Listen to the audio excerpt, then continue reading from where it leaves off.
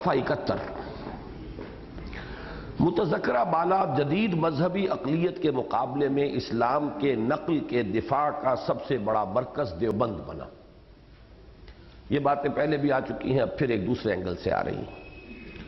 جس نے قال اللہ و قال رسول کے حصار میں محصور ہو کر مذہب کا تحفظ کیا، اور اس قول میں ہرگز کوئی مبالغہ نہیں ہے کہ دیوبند ایک درسگاہ و دارالعلوم ہی نہیں، ایک عظیم تحریک ہے جس نے اس دور میں دین و مذہب کی حفاظت کا مؤثر رول ادا کیا، اور جس سے متعدد علمی و عملی سوتے پھوٹے۔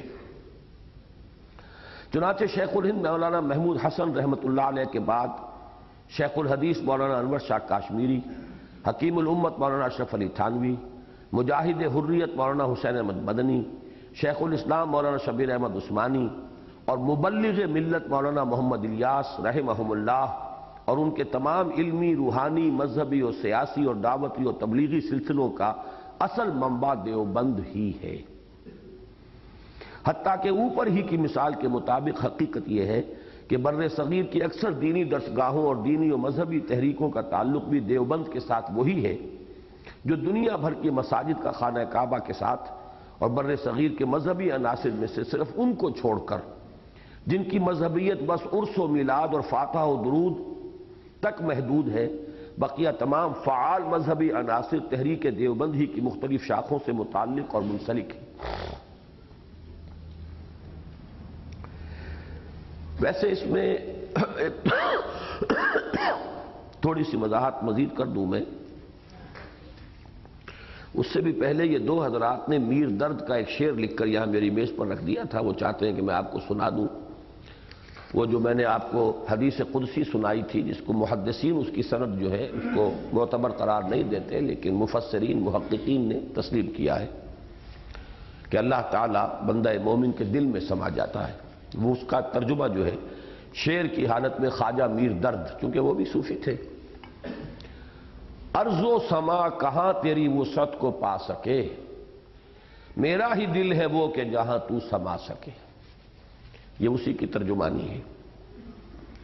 میں یہاں یہ عرض کرنا چاہ رہا تھا کہ اہل حدیث تحریک جو ہے وہ بھی ایک زمانے میں بہت زوردار تحریک کی حیثیت سے رد بدعات، مشرکانہ اوہام ان کی نفی کے لیے اٹھی تھی، لیکن بدقسمتی سے بہت جلد یہ تحریک صرف چند شعائر کے اوپر اپنے آپ کو محدود کر کے اور انتہائی تنگ نظر فرقے کی صورت اختیار کر دی۔ اس وقت بدترین فرقہ پرستی جو ہے وہ اس حلقے میں، ساری بحث رفع یدین سے، آمین بالجہر سے، اللہ اللہ خیر صلی اللہ، اور دو چار ایسے ہی مسائل ہیں، باقی اور چیزوں کے ساتھ کوئی بحث نہیں، کوئی دلچسپی نہیں۔ وہ تو اٹھے تھے اصل میں بدعات کا ابطال کرنے، رسومات کی نفی کرنے، مشرکانہ اوہام کا سد باب کرنے۔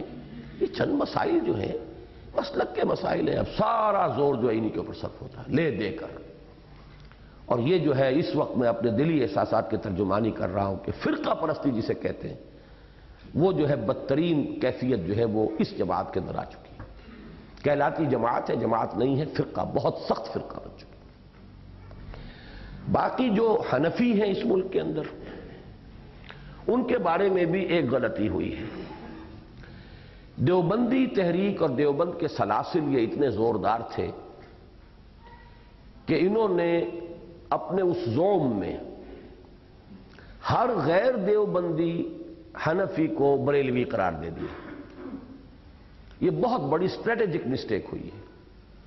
یہ جو پرانے مراکز علمیہ چلے آ رہے تھے، بریلویت تو احمد رضا خان بریلوی سے شروع ہوئی۔ میں ان کی شخصیت کو یہاں زیر بحث نہیں لانا چاہتا، انہوں نے بھی کچھ کام شروع کیے تھے، وہ شیعیت کے رد کے لیے کیے تھے۔ یہ تعزیے میں مسلمان دلچسپی لیتے ہیں، کھیل کود ہے، تماشے ہیں، پٹے ہیں، یہ ہے وہ ہے، تو اس کے مقابلے کے لیے عید میلاد النبی کا جلوس، وہ ایک اور بدعت جو ہے وہ بدعت کو توڑنے کے لیے وہ انہوں نے شروع کر دی۔ بہرحال ان کو چھوڑ دیجئے، لیکن بریلویت جس شے کا نام ہے ان سے پہلے تو نہیں تھی نا۔ ان سے پہلے جتنے علمی مراکز تھے ہندوستان میں، جن میں مثلا خیر آباد کا سلسلہ ہے، مکتبہ فکر ہے، فرنگی محل کا پرانا سلسلہ ہے، قدیم ترین، مولانا عبدالباری فرنگی محلی جو جمعیت علماء ہند کے پہلے صدر تھے، حضرت شیخ الہند چونکہ مالٹا میں اسیر تھے تو وہ ان کی تو غیر حاضری میں تاسیس ہوئی جمعیت علماء ہند کی۔ اسی طریقے سے یہ جو پاکستان میں مختلف مراکز ہیں، اب یہ گولڑا ہو یا سیال ہو یا تونسا ہو یا اور جو بھی جتنی بھی گدیاں ہیں، ان کا تعلق جو ہے وہ بریلویت اس معنی میں بریلویت نہیں ہے، شیعہ تصوف ہے ان کے ہاں، وہ قدیم چلا آ رہا ہے۔ وہ تو میں نے بتایا کہ یہاں پر اسلام جو آیا وہ دو چیزوں ہی کا تو مرکب تھا، حنفی فقہ اور وجودی تصوف۔ لیکن یہ کہ ان سب کو بریلوی کہہ دینا در حقیقت بریلویت کو تقویت پہنچانا ہے۔ سب کو اٹھا کر ہم نے ان کے کھاتے میں ڈال دیا تو ان کی اہمیت جو ہے وہ بہت زیادہ ہو گئی۔ تو یہ دو چیزیں ہیں جن کی وضاحت میں کرنا چاہتا ہوں۔ باقی فعال جو رہا ہے سب سے زیادہ طبقہ، اب صورت اس پر بھی زوال کی آ چکی، 100 سال دیوبند کے بھی پورے ہو چکے ہیں۔ اب وہی تقلید جامد اور وہی زوال کے آثار، وہی صرف اسلاف تک اپنی نگاہوں کو محدود رکھنا، اپنے بزرگوں کی بات کرنا اول و آخر، اس ماحول سے اس حلقے سے باہر بڑی سے بڑی ہستی کو بھی تسلیم نہ کرنا، کسی بھی خیر کا وجود نہ ماننا، وہ ساری چیزیں یہاں بھی آ چکی ہیں۔ اور یہ ہے فطرت، وہ جیسے ہر فرد کے اوپر جوانی کے بعد بہرحال بڑھاپا آتا، تو ہر تحریک جو بھی اٹھتی ہے، جیسے کہ میں نے کہا کہ ایک دور میں تحریک اہل حدیث دیوبند سے زیادہ قدیم ہے، وہ تحریک شاہ اسماعیل شہید سے اس کو منسوب کیا جاتا ہے۔ انہوں نے جو منصب امامت کتاب لکھی، پھر انہوں نے صراط مستقیم کتاب لکھی، اور تیسری کتاب ان کی جو مشہور ترین ہے تقویت الایمان، جو سب سے زیادہ قابل اعتراض سمجھتے ہیں یہ دوسرے جو گروہ کے لوگ ہیں، تو یہ کتابیں انہوں نے لکھی۔ تو وہاں سے یہ سلسلہ جو ہے چلا ہے۔ تو اہل حدیث تحریک ایک بہت زوردار، بہت جاندار اصلاحی تحریک تھی، مشرکانہ اوہام کی نفی کرنے کے لیے، بدعات اور رسومات کو ختم کرنے کے لیے۔ لیکن یہ کہ ہوتے ہوتے وہ بھی فرقہ بن گئی، چونکہ وہ قدیم تر ہے، اس میں فرقہ بندی سخت تر آ گئی۔ اس کے بعد جو ہے وہ گروہ جو اہل حق کا تھا وہ دیوبند کے اکابر علماء تھے، لیکن اب ان کو بھی 100 برس سے زائد ہو چکے، لہذا وہاں پر بھی وہ زوال اسی شدت کے ساتھ رونما ہو چکا ہے۔ اب گدیاں ہیں، اور گدیوں پر صاحب زادگان جو ہیں وہ ان کی جاگیریں بنتی ہیں، اللہ اللہ خیر صلی اللہ۔ اور جو لوگ اس میں سیاسی مزاج کے لوگ ہیں وہ اپنی ان گدیوں کو اپنی سیاست کے لیے بیس بناتے ہیں، اسی کے حوالے سے سیاست کرتے ہیں۔ چلیے، تحریک دیوبند کی مختلف شاخوں کے مابین مجموعی مزاج اور دائرہ ہائے کار کا فرق و امتیاز بھی ایک دلچسپ علمی موضوع ہے۔ اس کا براہ راست تعلق نہیں ہے ہماری بحث سے، لیکن اچھا ایک انسائٹ آپ کو ملتی ہے کہ جو اتنے شاخیں تحریک دیوبند کی جو نکلی ہیں، تو ان میں مزاجوں کا فرق کیا ہے۔ اس میں اصل عوامی عنصر جو مذہب و سیاست دونوں کا مظہر یا بالفاظ دیگر مذہبی سیاست کا سب سے بڑا علم بردار ہے، ذہناً و قلباً حسینی ہے، یعنی مولانا حسین احمد مدنی رحمۃ اللہ علیہ سے ذہنی تعلق اور قلبی ارادت و عقیدت رکھتا ہے۔ مجلس احرار اسلام بھی در حقیقت اسی کا تتمہ یا صحیح تر الفاظ میں ضمیمہ ہے۔ تھانوی اور عثمانی حلقے علمی ذوق اور متصوفانہ مزاج کے حامل ہیں۔ ان کے ہاں خانقاہ اور تعلیم، تدریس، تصنیف، تالیف، اس میں توجہ ہوئی ہے ساری۔ سیاست کے میدان میں عملاً نہیں آئے، مولانا تھانوی تو بالکل ہی نہیں آئے۔ مولانا شبیر احمد عثمانی اور مولانا ظفر احمد عثمانی تھوڑی دیر کے لیے آئے وقتی طور پر اس تحریک کے دور میں۔ باقی یہ کئی نظرات کا مزاج ہے، دارالعلوم بنائے اور تصنیف و تالیف، کتابیں علمی، یہ سیاست کے میدان کا ان کا ذوق نہیں۔ مولانا انور شاہ کاشمیری رحمۃ اللہ علیہ کے تلمیذ رشید مولانا یوسف بن نوری کا مزاج خالص علمی ہے، اور تبلیغی جماعت خالص غیر سیاسی و غیر علمی لیکن نہایت پرجوش و فعال مذہبیت کا مظہر ہے۔ ان تمام امتیازات کے علی الرغم جہاں تک مذہبی فکر کا تعلق ہے وہ ان سب میں مشترک ہے۔ مذہب کے نقل کے یہ سب ایک سے فدائی ہیں، اور قال اللہ و قال رسول ہی نہیں، اس کی بھی ایک متعین صورت یعنی مسلک حنفی کے سب یکساں شیدائی ہیں۔ عقل کا مصرف ان سب کے نزدیک بس ایک ہی ہے، اور وہ یہ کہ قرآن و سنت کا معروضی آبجیکٹو مطالعہ کرے، اور زیادہ سے زیادہ یہ کہ شریعت کے اوامر و نواہی کے اسرار و حکم کو سمجھنے کی کوشش کرے۔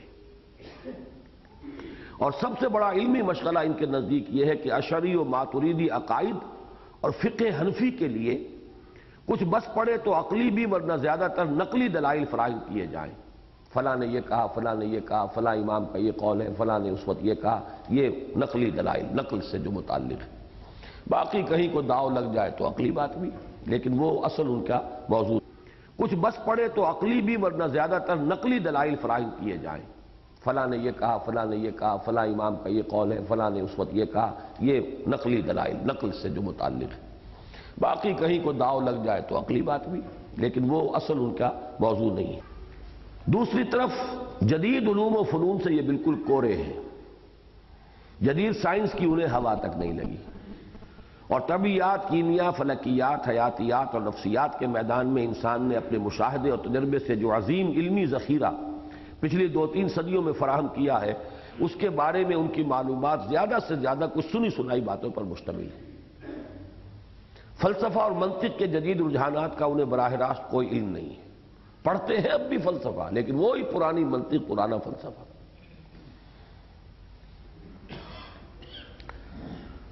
جدید عمرانیات اور خصوصاً سیاسیات اور معاشیات کی پیچیدگیوں اور الجھنوں کا بھی بلا واسطہ علم انہیں حاصل نہیں. گویا کہ یہ پورا حلقہ ذہنی و فکری اعتبار سے خالصتاً آج سے 700-800 برس قبل کی دنیا میں رہ رہا ہے. اور خواہ ان میں سے کچھ حضرات اپنی تحریر و تقریر میں کچھ سنی سنائی جدید اصطلاحات بھی استعمال کر لیتے ہوں، واقعہ یہ ہے کہ جدید دنیا کا نہ انہوں نے قریب سے مشاہدہ کیا ہے، نہ براہ راست مطالعہ. ویسے مشاہدے کی کمی تو اب کچھ پوری ہو رہی ہے. اب تو انگلستان، امریکہ کے چکر بہت لگتے ہیں، تو کچھ نہ کچھ مشاہدہ تو ہوتا ہے، لیکن یہ کہ مطالعہ نہیں.